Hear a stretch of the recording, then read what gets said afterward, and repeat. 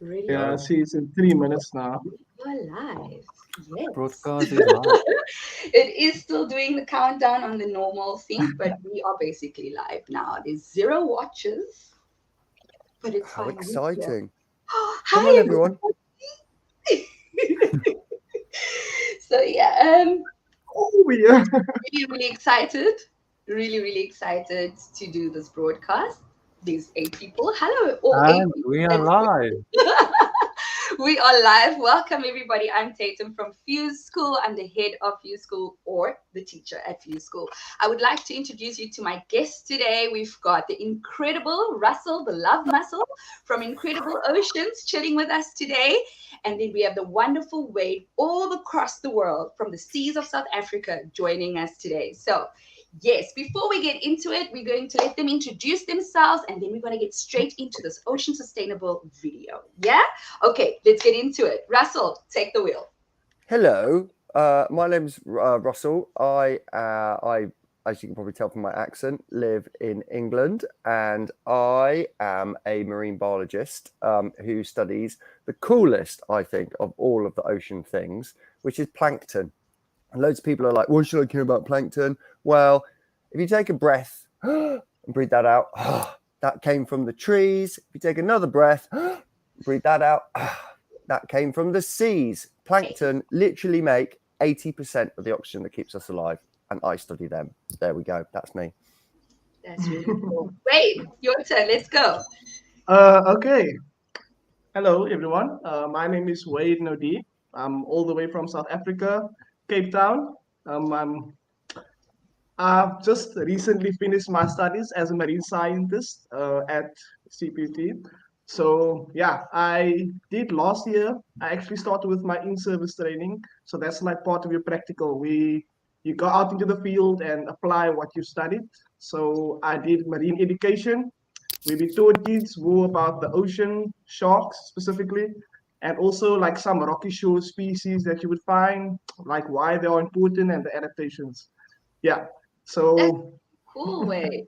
That's really cool. that's It's about it. also really cool to know that there's young people like you still wanting to go into the field of studying the ocean and the ecosystems of the ocean. And I think it's so, so, so important. So shout out and big ups to you for choosing that as a career path. And I know for sure the family and everybody else is super, super proud of you. And then lastly, before we get started, I just want to shout out my design team, Cornay and Bing, who's also behind the scenes doing their thing with you school. So thank you, everybody. Now, what we're about to do is go into this video, check it out with us, and then we're going to go into some Q&A with our beautiful and awesome panel of guests here, which is Russell, the love muscle, and Wade. So without further ado, let me get this video playing for you. All right, everybody, have fun. When you think of summer, I'm sure one of the things that come to mind includes a beautiful beach somewhere.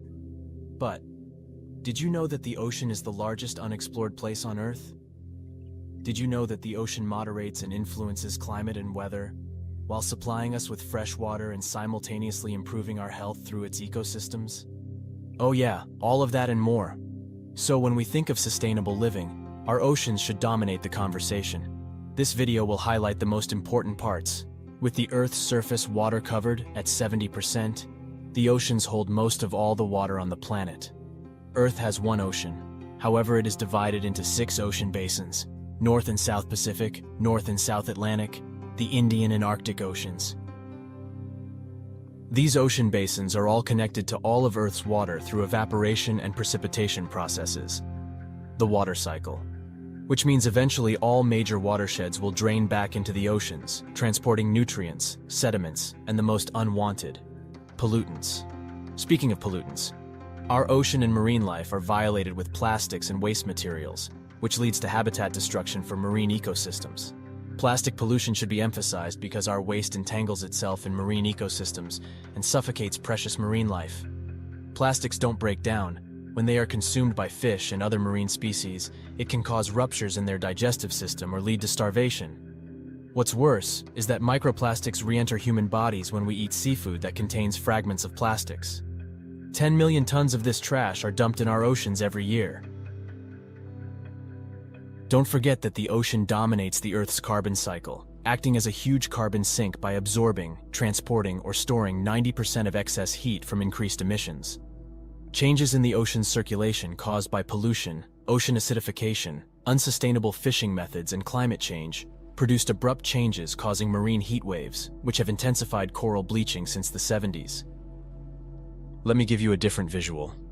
Think of the ocean as the lungs of our planet. It inhales carbon dioxide and exhales oxygen. However, we are suffocating these lungs as the breakdown of carbon dioxide and enhanced greenhouse emissions from human activities harms phytoplankton that forms the core of marine biodiversity and marine organisms. Marine organisms are used to create medicines that improve our well-being and health. Protecting and sustaining ocean habitat should become a priority for us. Our oceans support the global economy by providing the largest source of protein to underdeveloped countries in the world. To secure the seafood industries, renewable energy and mineral resources, economic development and job opportunities for future generations, we need to take action. This is a global issue, whether you like it or not. How can we rebuild our oceans and restore marine biodiversity? We might not ever be able to restore the oceans to its former abundance, but we can increase the global fish catch. Here's how. Refusing plastic materials minimizes the risk of floating plastic waste pollution. Team up for a beach cleanup. Keeping our beaches clean can reduce harm to marine life and habitat. Non-chemical crew, I choose you. Read the label. Make sure you are aware of harmful chemicals used in your homes that are transported in and through our waters. Are you water-wise? Conserve water consumption by using less. This reduces pollutant runoff into our waterways that reaches the oceans. Organize and strategize by supporting the organizations driving change. Oceana, Marine Conservation Institute, Surfrider Foundation, Ocean Conservancy, Plastic Oceans. Save our planet one step at a time. Your choice, your change. Thank you for watching.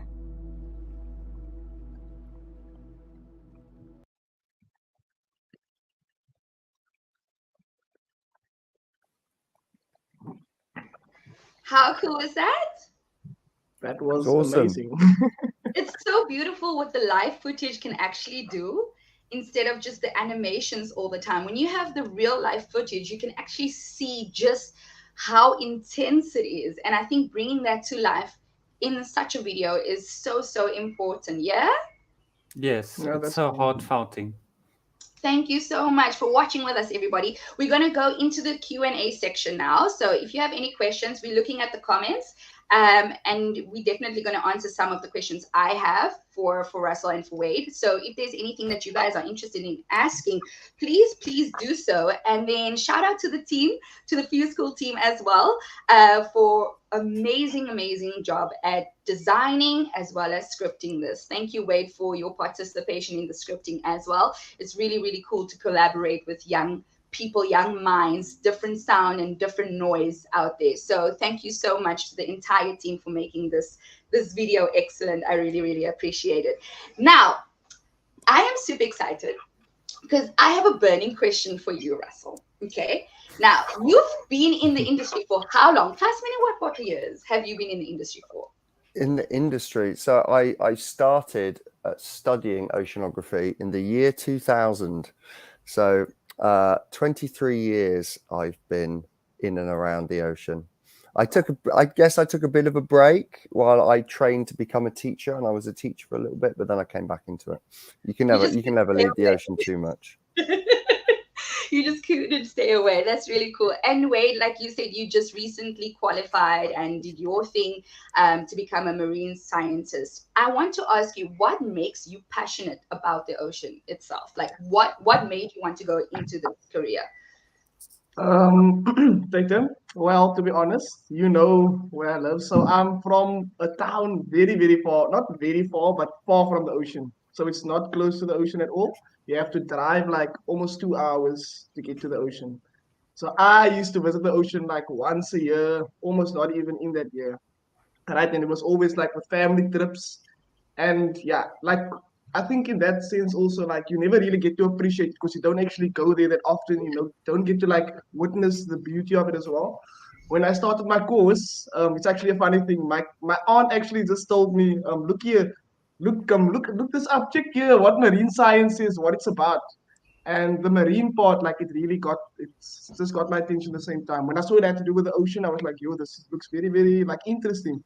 So I got into it. I started my course and I learned so much. Yo, can't even tell you guys how much I learned. Like it was very interesting. And like that's when my love for it started. When I got to do stuff that I was not exposed to on a daily basis. Right. Yeah. So where I'm from, like I'm from a under-resourced community. So like we don't get to go out that much. We don't get to do that Yeah. much stuff. So when I got to university and I actually got to do most of the stuff, yeah, right? So like dissecting and like all of this lab work and stuff, yeah, that really got me like excited. You actually got to And see what so it was all about. yeah, what it was all about and why the ocean is really important. And I thought to myself, like, if people knew this, like this information, maybe they will try at least, like, because if people are not aware, they are unable to do anything about the situation, 100%. right? 100%. So, so That is a valid point. and that's one of the main things that I'm also trying to do. At the moment, I'm trying to connect some schools and some groups like further in that also from Paul to come Yeah. here to Cape Town and closer to the ocean so they can also have these experiences. Yeah. Because I mean, like, yeah, I'm not saying that everyone will become marine biologist or No. marine scientist, but it's just that experience that's something very, very important that could change their whole perspective of how they view. That's it. Yeah. Period. The perspective and the awareness. And that's what this video is about, to create awareness about our oceans, because people just think, oh, it's a big blue sea. I can go there and get wet. Hello. Yes, you can do all of that. But the ocean is so much more. It's all about, like you said, Russell, you explained it so well. Like when we breathe in and when we breathe out, the ocean is so much a part of that experience. And we don't even take into consideration that the ocean is responsible for what we do on a day-to-day basis. So I do have a question for Russell, because you told me something really cool today, and we're going to get into that really cool thing. But my first question for you, Russell, is what does the ocean warming do, or what is marine heat waves for just a normal person that don't really know? I want to know, what is the marine heat wave? So basically, climate change is causing the ocean to absorb loads of extra heat, and you said in the video, like 90% of the excess heat that is trapped by this extra carbon dioxide is going into the ocean. And so when you try to quantify how much heat energy is going into the ocean, like I could give you like a big number and say it's this many joules, and you'd be like, okay, that doesn't mean anything. So the actual amount of energy that is going into our ocean is the equivalent of 5 nuclear bomb explosions going off every second. Is that much extra heat energy that is going into our ocean? That's crazy. It's crazy. So like 5 nuclear bombs worth of energy a second. And so it's all of this extra heat energy, and it's going in, and it's this which is causing the ocean itself to expand the same way as like the alcohol inside a thermometer, it expands and goes up. Hot things take up more space. Yeah. So the same thing's happening to our ocean. And so this first stage of sea level rise that we're seeing is caused by the thermal expansion of seawater. But another part of all that extra heat is that we get heat waves the same way as we've got kind of weather on and in different countries in the atmosphere. You also get kind of weather and seasonality within the ocean, and the same. And so if you get these periods of intense heating, then they can come up onto the coast, and they can cause various problems. One of the main problems that you get, as well as it being like too hot for things, that they're in that area because they like to live under those conditions.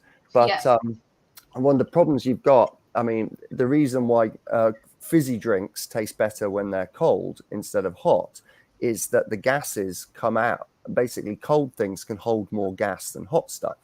What? So if you're in hot water, there's less oxygen.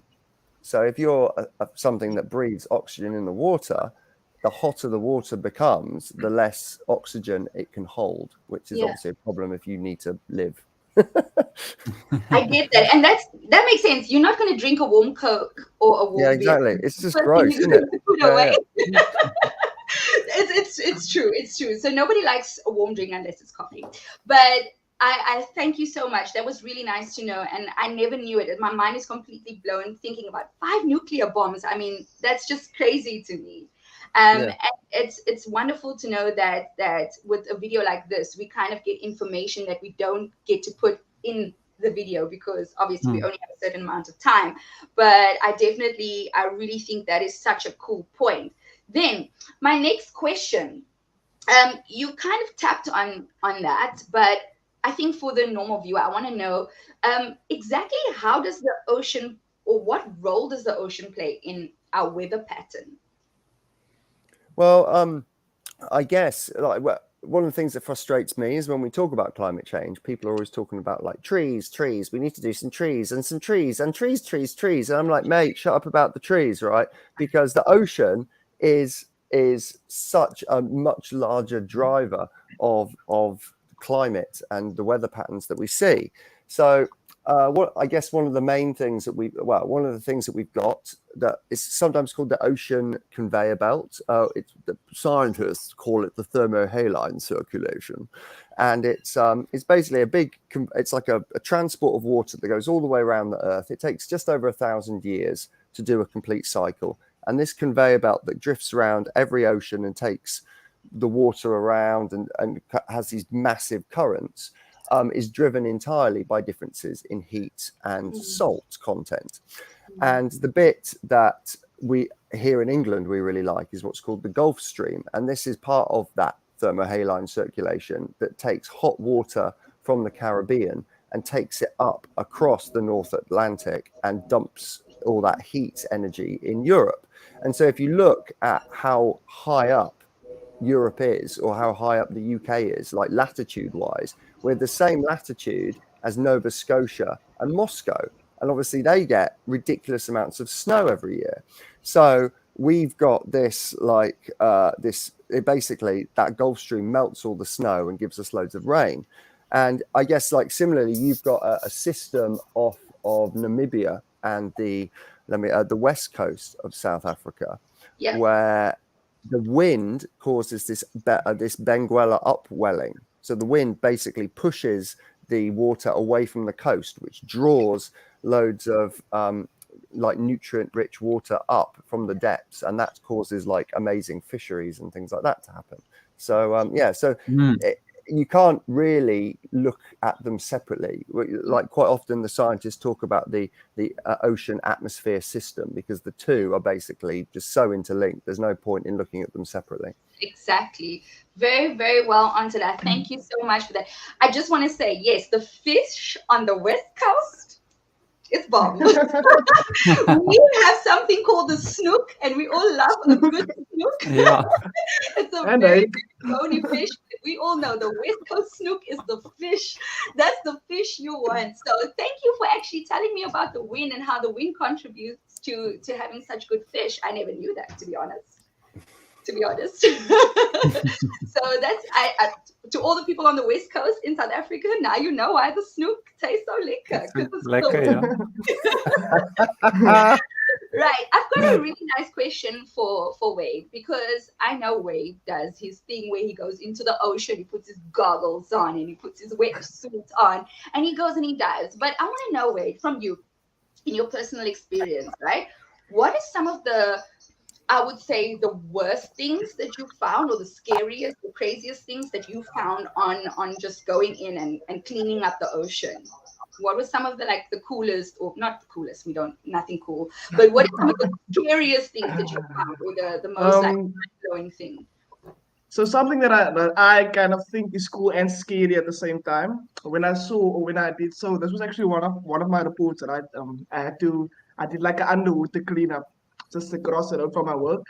And what I did was, the thing was, I actually just learned snorkeling when I started working there. Like I've never done it before, and I just started it, and I felt like okay.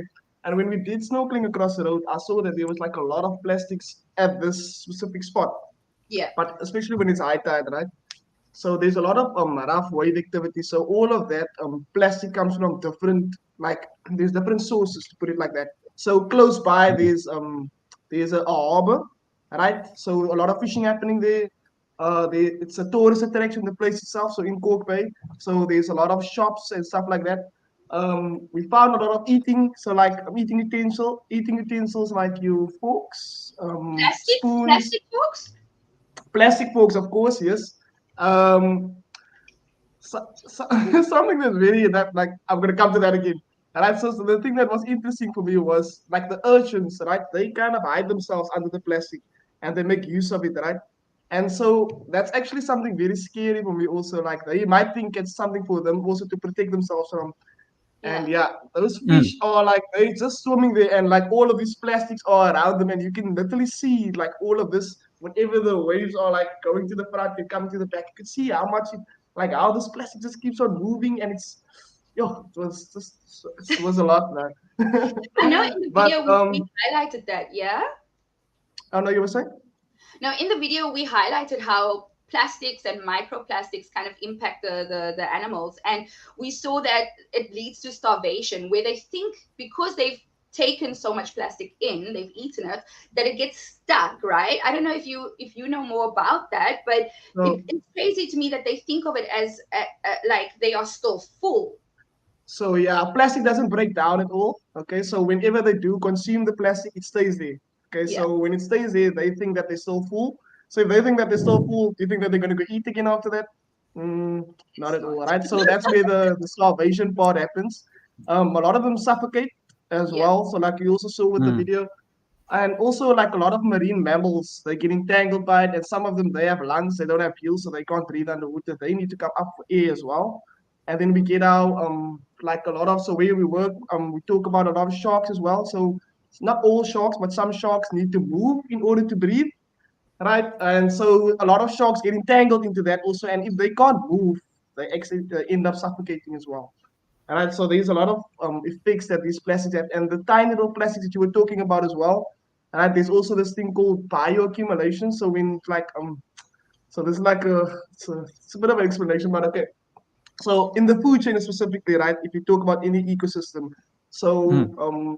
animals that's at the bottom of the food chain. So for example, when I talk about herbivores, right? Yeah. Animals that eat plants, they don't Yeah. need to consume that much because they're eating plants, right? The plants get the energy direct from the sun. So the herbivores that eat those plants, they don't need to eat that much because they do get that energy, but not the same amount. It gets a Yeah. bit watered down. So Yeah. the further up it goes. So for animals that are like carnivores that eat meat or that have to eat other animals, they have to consume more to get the same amount of energy, right?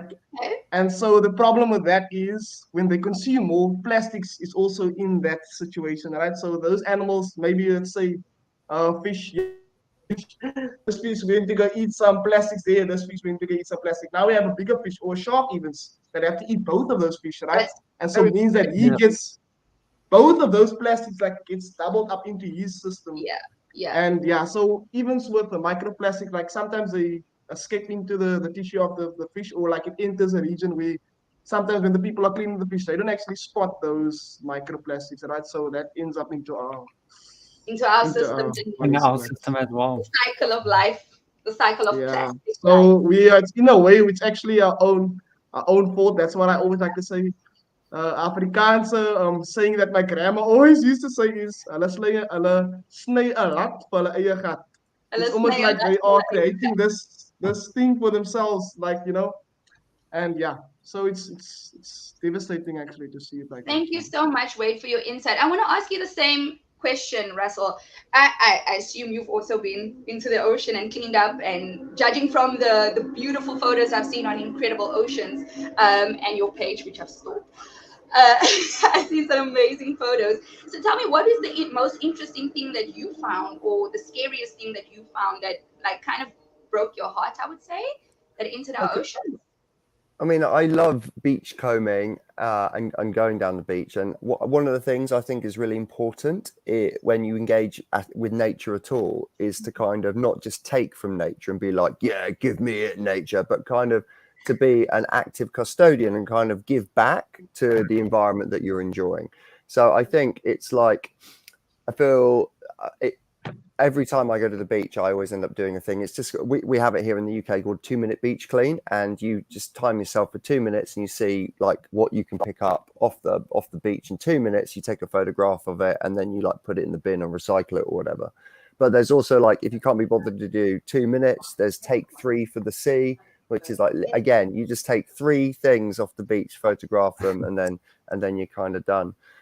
In terms of like the scariest thing that I found, I was doing a beach clean in Cardiff in Wales, and I found a beer can on the beach that was still.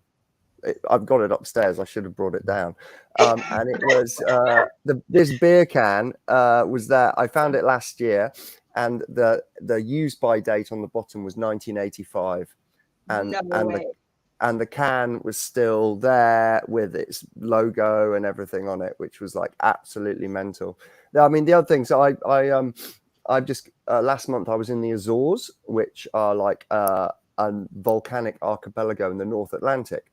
And just like in your video that you were talking about the separate ocean basins, each one of those ocean basins has got these currents in it, partially caused by wind and caused by the spinning of the earth and caused by that thermohaline circulation. And what that does is those gyres could bring material together.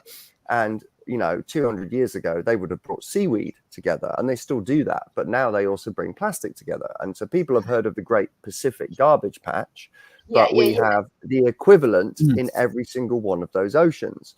And so the Azores is in the middle of the North Atlantic gyre. And so all of the plastic gets accumulated there. So I have got just behind me. Wait a sec. Ooh.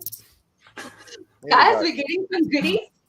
So here we go. These are all. So I did. And so what happens is this is what it ends up looking like. These are all like pieces of plastic that have just been broken down by wave action and being smashed into rocks and stuff like this. And so all of these, this is what it ends up looking like. And it just is almost like weird plastic snow all over the beaches. So I think what's really important about the plastic rhetoric, and this is a thing that I think it can be really like demotivational, because you think like, well, what can I do? And the thing that frustrates me is that the rhetoric around carbon footprint. That was invented by oil companies as a way of taking the onus off of them, the people making the oil, and putting it onto us, the consumers. And the same rhetoric is being used in plastic. So these companies are allowed to just churn out loads of plastic, not think about how it's recycled, how it's disposed of. I mean, even now, I think it's shocking that we can still get things that say not currently recycled. It's like, how would you? At what design point did you think that was okay to make this? But we're the baddies if we go and buy this stuff in the supermarket. But we're not given any alternatives. Exactly. So this is why I think things like protesting, writing to the government, and opening a can of whoop ass to kind of get them to sort this out, instead of it being on us going along the beach and picking it up. Because fundamentally, the analogy that people said, it's like if you turn your bath on and it starts overflowing all over the floor, what you need to do is turn the tap off first before you start mopping it up. At the moment, doing things like beach cleans is grabbing the mop before you turn the tap off. So that's what we need to do. I love that. That is such a valid point. So strong and so true, Russell. Like literally, like, I know what you're talking about. Like every time I go to the shop and we're like, oh my gosh, I forgot to bring my bag from home, a little recycle. I forgot. Let me just buy because I don't feel like carrying. We should actually all carry out and feel what it feels like instead of buying the plastic packet to put the groceries in. You know what I'm saying? Because next time you're not gonna forget your bag. Well, one of the things that I've started doing, so I've been living in this house for 1.5 years, and I'm on my 3rd small bag of rubbish, because what I do when I go to the supermarket, right, is I take my reusable bag, but what I do in between shops is I fill my reusable bag up with all of the plastic that is non-recyclable, and I take it back to the supermarket. And I'm like, this is yours, not mine. Boof. You deal with it, right? And because then they have to pay to dispose of that in their commercial rates. So imagine if every single person brought all of their non-recyclable plastic back to the the shop. supermarkets, then they'd pretty quickly be like, okay, we need to come up with something better. Yeah. And I just hate it. They've got the audacity to sell us a black bag to put it in as well. I'm like, wait, no way. I'm not doing this. You have it back. I'm not having it. Do you have to pay for plastic at the shop, like 20 cents or whatever? Do they charge you for the plastic bags? Yeah, they charge us. They're 5-10p. But the weird thing is, right? So we have these big, like rigid, like they're like better than a normal plastic bag. But since they introduced the plastic bag charge, there was a study that came out last year that said because they use more plastic and people turn up to the shop and they go, oh God, I forgot my reusable bag. And they just buy another one. Right. So they said in a survey of UK households, the average house in the UK has got 56 of these reusable bags. So actually what's happening is plastic consumption has gone up from plastic bags as a result of this, which is just... And, we're always stacking more and more and more. Yeah. And keep forgetting them. The worst part of all of this is that we are actually to blame. I know that sounds horrible and people's probably going to say, it's just another conspiracy theory. But we are actually, our overuse of everything, our footprint, the mark you leave, we are responsible. And so we need to be held accountable, basically, for what we do. You can't go to any beach and not see some form of litter or trash lying around. That's who did that? The fish themselves. Who? Because if you think about it, if you're sitting at the beach and it's just easier to leave your packet, just leave it behind, or just throw it in the bin and have it blown out. It's us. We buying all the stuff. We buying the balloons that get flown out. Let's release balloons. And where do the balloons go once we have released the balloons? Please tell me. Into the ocean. Am I right?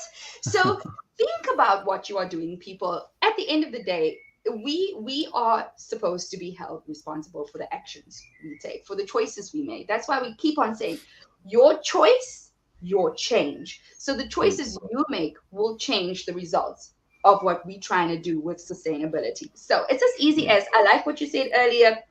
I was just going to say, add like a positive thing to plastic. And so this is an interesting with how it's snuck up, because 30 years ago we didn't have plastic, and the reason why is we've become accustomed to being able to buy all produce from anywhere in the world all throughout the year. So the seasonality in the food that we eat has been removed. So what they do now is they wrap it in plastic to preserve it. And if we didn't plastic wrap our food waste would be a third higher than it currently is.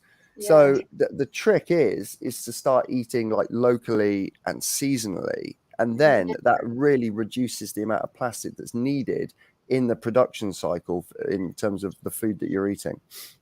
That's interesting. I just saw on social media that there's a restaurant in South Africa that's just been given status for being the most sustainable restaurant, and I think that's a really cool idea. I would like to get to understand what they mean with that.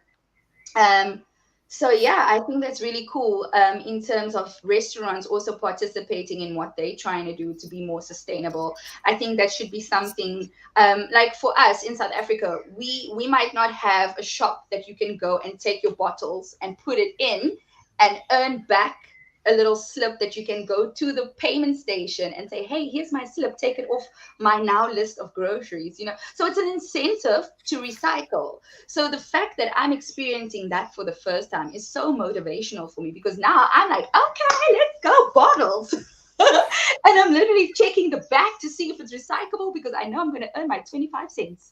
And that I'm saving money by taking bottles to the shop and buying more stuff for at home. It's extra chocolate or chips, but never mind that.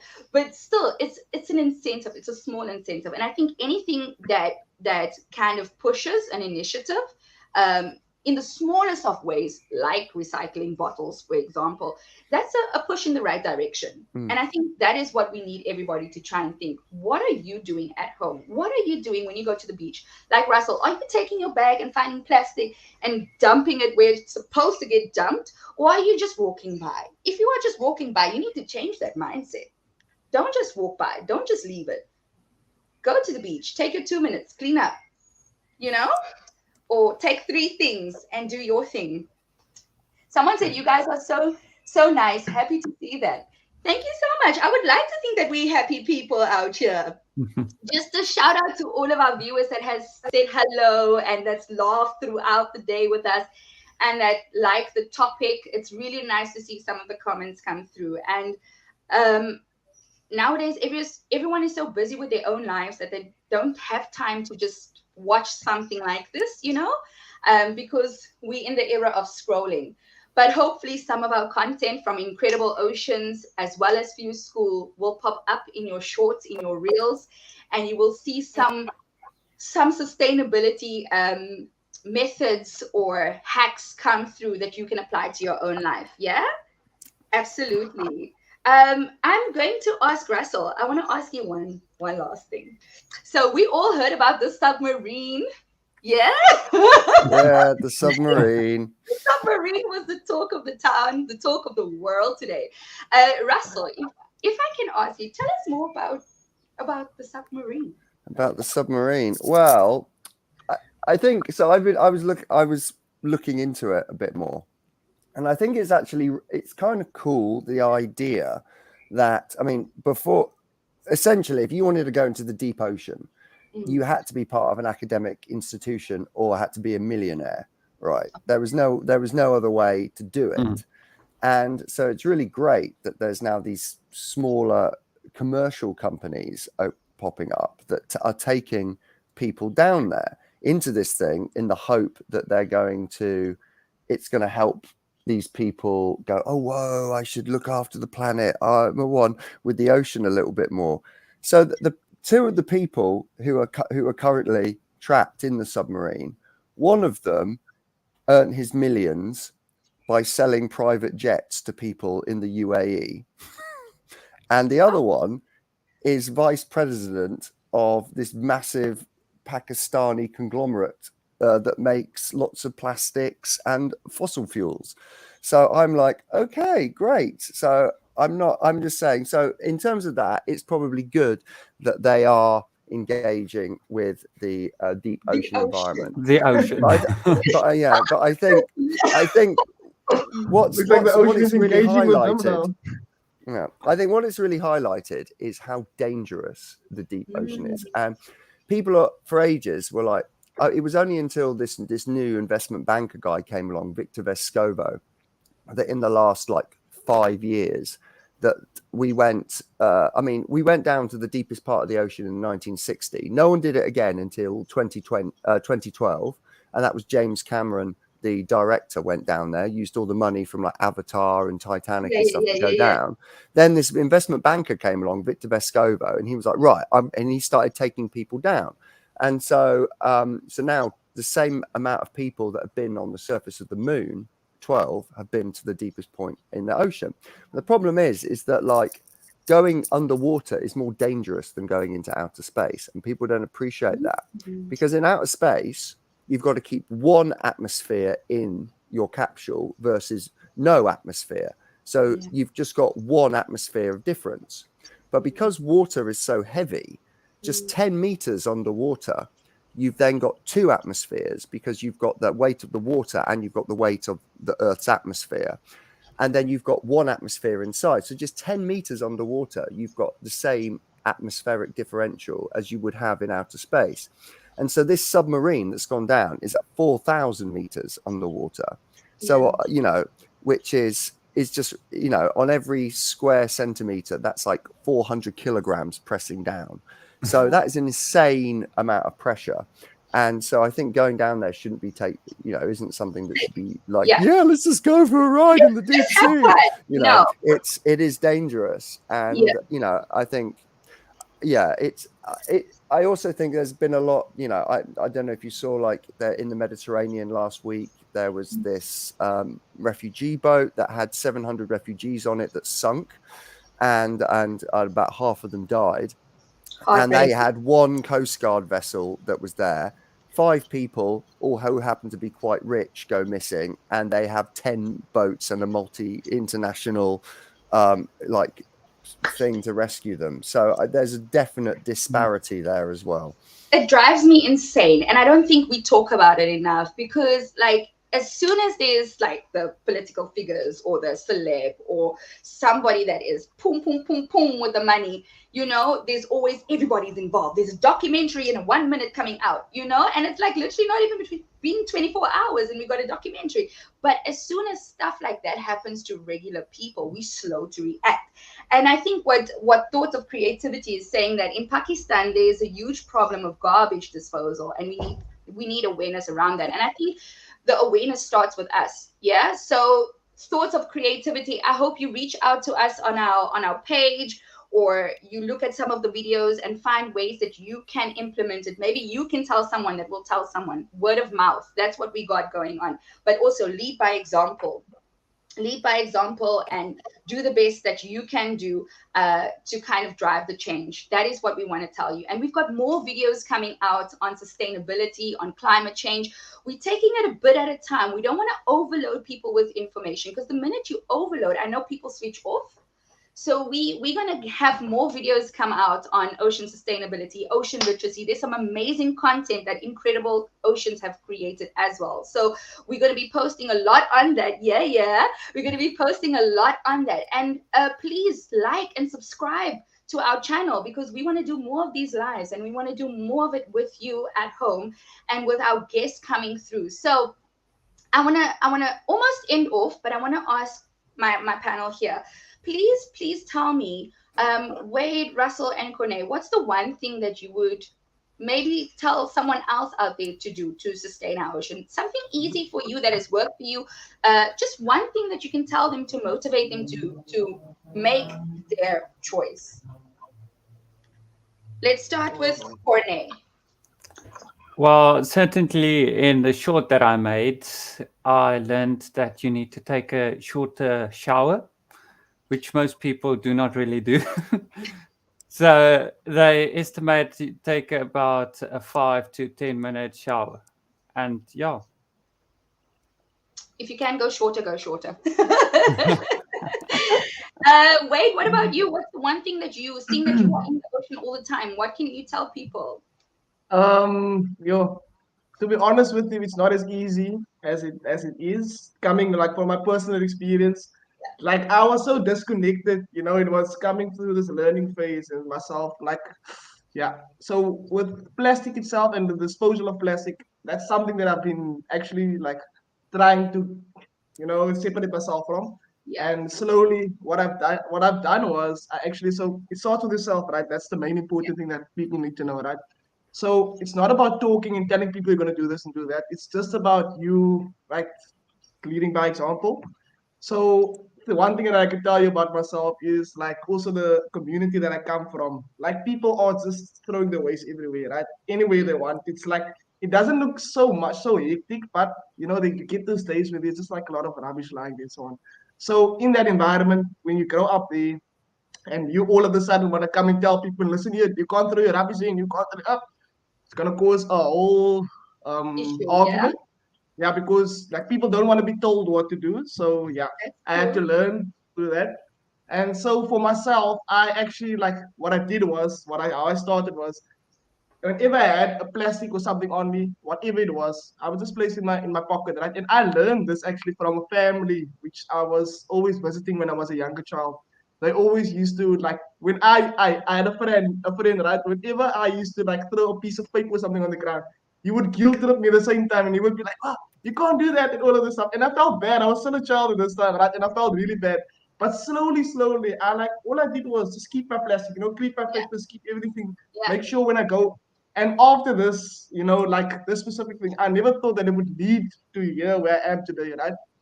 And so after that, what I did was I started with cleanups also, right? So in Paul, right, there's a river system running through it. It's called the Berg River System. It does mount out at the ocean, but it's like a very far distance from Paul. But the fix of litter also in the river systems. But what I tried to do was I first like tried to connect my community, but I couldn't directly take them to the ocean to do the cleanups there with the ocean. I had to start at some point, right? So I started with the Berg River itself. Yeah, so we did some cleanups there and so on. it's just the beginning. In future, also I'm trying to make it a bit bigger. But the thing is, first to start with yourself, see what you can do. Right? You don't have to go and change the world, but if you can like at least keep your plastic on it just till you get to a bin or something. If you can, whenever you do go visit the beach or go out, take like Russell also said, like with the thing where you identify or take 3 pieces of plastic, right? Take a picture of it. If there are certain pages or some organizations that kind of sort waste, or like there are certain organizations that do that. But Yeah. the thing is, yeah, so making sure whenever you probably do go out, take about 1 to 3 pieces of plastic with you. Yeah, so start small. That's the only thing I can say. Start with yourself. Start with yourself, basically. Absolutely. And it doesn't just have to be the ocean, it could be anything. What you think that you can do to make the difference, just start at the end of the day. It's true, yeah, it's Russell, just to start. That's the main thing, starting. yeah, Russell, you go. So I think the biggest, most amazing impact, the way that you can make the biggest difference to making the planet a better place, is just to have less of anything to do with cows in your life, right? Cows are literally killing every layer of the planet. Yeah. So there is 1 billion cows on the planet. Each cow produces a ton of manure a year. That manure goes somewhere. What it mainly goes into rivers and gets washed into the sea. In the sea, it then causes these big plankton blooms to happen. And then those plankton blooms die and sink. And as they sink, they rot and they use up the oxygen in the water. So now around the UK, around the world, there's over 500 oxygen dead zones, which are all caused by this excess fertilizer on this poop from the cows. On top of that, the energy and water that it takes to make beef is ridiculous. It takes to make a kilo of beef, it's the equivalent of burning a barrel of oil and using 1,000 liters of water just to make 1 kilo. Okay. And then in terms of the climate, right? So we always talk about carbon dioxide, but there's another gas called methane. It's the same gas that we give off when we fart. And this is given off by cow burps, right? So cows, they constantly chew the food, then they like back up into their mouth, they chew it, and as they do it, it gives off methane. Seriously, if we didn't eat beef, like 55%, over half of all greenhouse gas emissions are from cows. Like literally, if we just stopped eating cows and having anything to do with them, we wouldn't even have to worry about turning lights off or getting rid of oil or anything like that. It's like mental. And you say to people, and they're like, literally, stop it, just stop it, and it will save the planet. And they go, oh, but it's so tasty. So and it's good. like, seriously, I'm not even saying go vegan or anything. I'm just saying stop eating cows. Like, just cut it out. Just get rid of it. And like milk, okay, fair enough. Like cheese is pretty good. Save it. Like, let's have a few cows so we can have some cheese, right?